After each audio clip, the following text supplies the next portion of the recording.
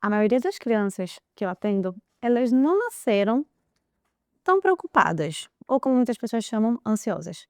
Geralmente, elas estão reagindo ao ambiente em que elas vivem.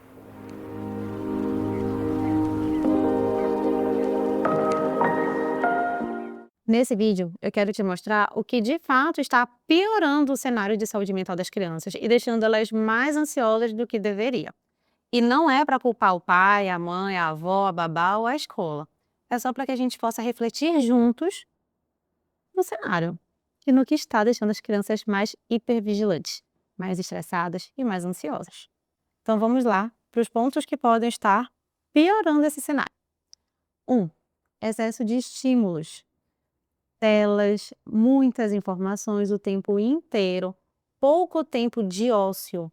A agenda das crianças hoje está com muitas coisas, com muitas tarefas. Como a gente costuma dizer, é a agenda de um executivo, só que em crianças de 7 e 8 anos de idade. As crianças hoje têm pouco tempo de lazer livre, do brincar criativo, do brincar ao ar livre, do sujar o pé, sabe? De simplesmente ser criança, sem ter que cumprir algo, sem ter que cumprir expectativas de vários adultos ao redor. Falta para as nossas crianças tempo, tempo de qualidade. O segundo ponto que eu quero falar é de pais que estão muitas vezes sobrecarregados, o que é super esperado, o que é super natural, considerando o mundo que vivemos hoje, porque hoje temos tanto o pai quanto a mãe dentro do mercado de trabalho. Então, naturalmente, esses pais estão mais sobrecarregados e mais cansados, só que a criança sente isso. A criança, ela precisa de atenção de qualidade, de afeto. Ela precisa ser ouvida, ela precisa ser carregada, ela precisa de um brincar, mais uma vez, livre, só que na presença dos pais. Um brincar sem expectativas, um brincar ou uma conversa simplesmente para estar junto. Assim como você sai para tomar café ou almoçar com um amigo ou com alguém que você gosta, a criança sente essa necessidade, só que com você, que é pai e mãe. Uma conversa sem expectativas, apenas para ouvir e ser ouvido. E o último ponto.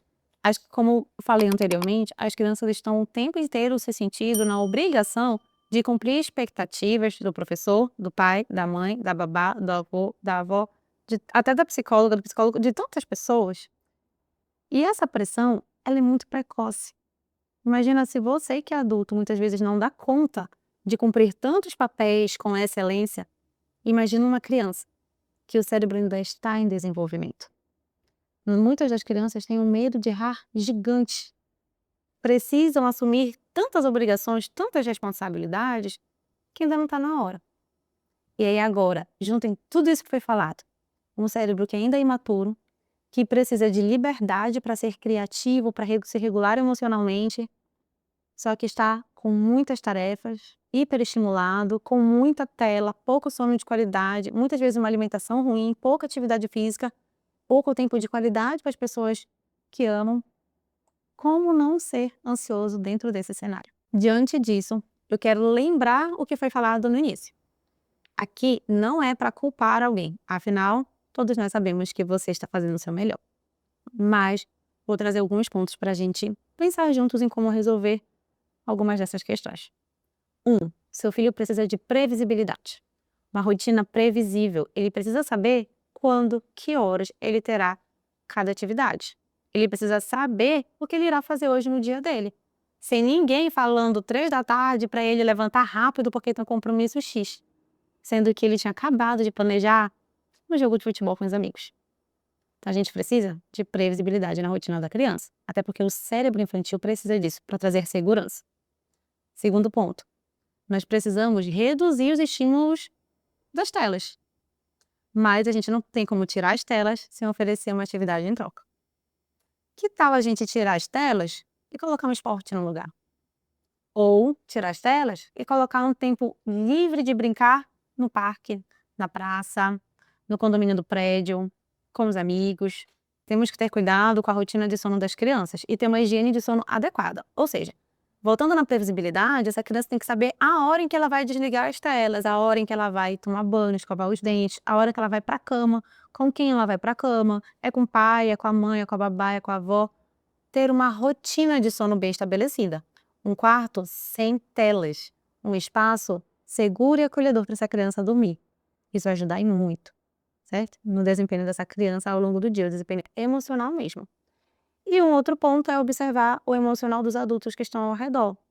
Se você perceber que você não está bem, talvez seja o momento de se retirar um pouco do cenário, se cuidar, para aí sim poder oferecer para a criança modelo de autorregulação, modelo de como se portar e também para poder dar afeto e atenção que essa criança precisa. E se você não conseguir fazer isso sozinho, busque a ajuda de um psicólogo ou de uma psicóloga. O psicólogo infantil, ele não foca só em 50 minutos por sessão com a criança, mas ele também foca nas estratégias, nas habilidades que a família precisa adquirir para ajudar essa criança.